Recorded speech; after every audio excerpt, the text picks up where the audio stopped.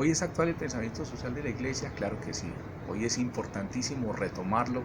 Quienes hemos sido formados en pensamiento social de la Iglesia, tenemos claro que el compromiso de la Iglesia, el compromiso de Uniminuto en este momento es con los más necesitados, es precisamente con los pobres. Es allí donde tenemos que detenernos. Y para ello hay que fundamentarnos.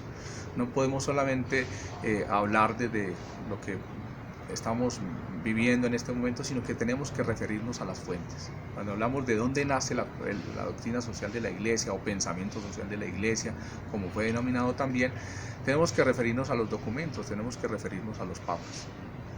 Iniciemos este pequeño recorrido hablando de los papas que influyeron en la Iglesia y que de alguna forma dieron origen a todo lo que se llama el Magisterio Social Pontificio.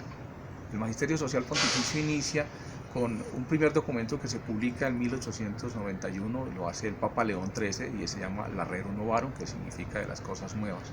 Este es el primer documento y tal vez el que da origen a todo este Magisterio Social Pontificio, como lo decía anteriormente.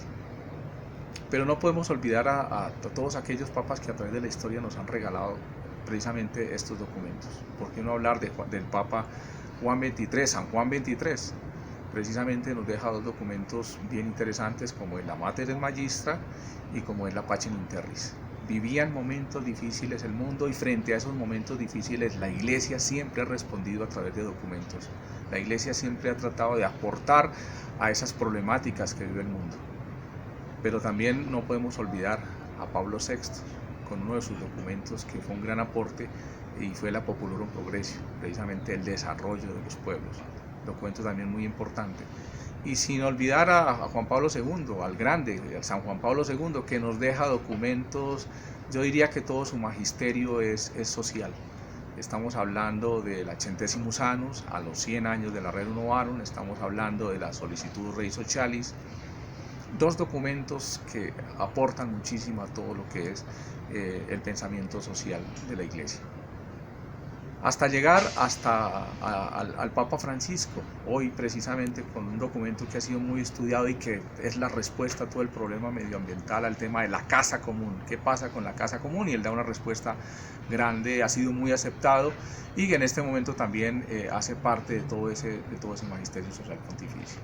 Aquí lo importante va a ser cómo podernos encontrar, cómo poder encontrar la realidad y estudiar la realidad a través de la mirada de estos documentos. ¿Sí? Los documentos son el pretexto para acercarnos a la realidad y de ahí la importancia de no dejarlos atrás.